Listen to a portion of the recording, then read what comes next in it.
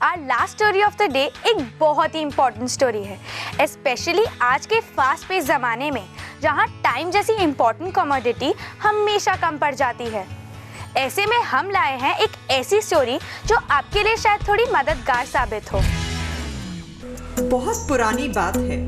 एक गांव में एक धनी सेठ अपनी पत्नी के साथ रहता था। उसके पास काफी खेत खलियान थे। उसने सारी जमीन को ठेके पर उठा रखा था, पर अपनी नदी के किनारे वाली जमीन को ठेके पर न उठा पाने के कारण धनी सेठ की पत्नी अक्सर उसे कहती, अरे कितने दिनों से कह रही हूँ कि नदी के किनारे वाली जमीन को भी ठेके पे उठा देते।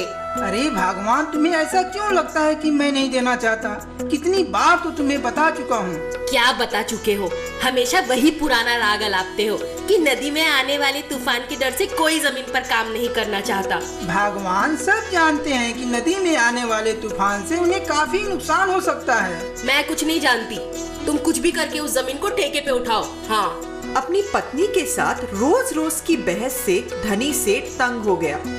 उसने काफी लोगों से बात की, पर बात नहीं बनी। ना सुनते सुनते वो परेशान हो गया। पर एक रोज रमन नामक व्यक्ति के मुंह से हाँ सुन उसे आश्चर्य तो हुआ, पर बीवी का ख्याल आते ही उसने रमन को अपने खेत की जिम्मेदारी सौंप दी। रमन पूरे दिन किसानों के साथ खेत पर जी तोड़ मेहनत करता। धनी सेठ उसके काम से काफी खुश था। पर एक रात जब धनी सेठ गहरी नींद सो रहा था, तभी जोरदार बिजली की कड़कड़ाहट से उसकी नींद खुल गई। सेठ ने उठ के देखा तो तेज हवाएं चल रही थी। वो भागा भागा रमन के घर पहुंचा। रमन को सुकून की नींद सोते देख धनी सेठ को बहुत गुस्सा आया। वो चीखते हुए बोला, अरे गधे, बीच के सो रहे हो क्या? दिखाई नहीं दे रहा तूफान आने का अंदेशा है? खेत पे जाओ, जाके देखो वहाँ क्या हो रहा है।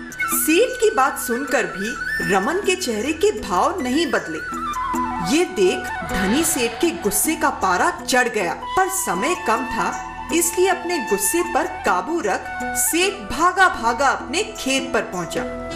और वहां जाकर जब उसने देखा कि सूखी घास के बड़े से ढेर को तिरपाल से ढका गया है, सारे गाय और बैल अपनी अपनी जगह पर सुरक्षित हैं, सारी कटी फसल को गोदाम में सही तरीके से रखा गया है, तो उसकी जान में जान आई।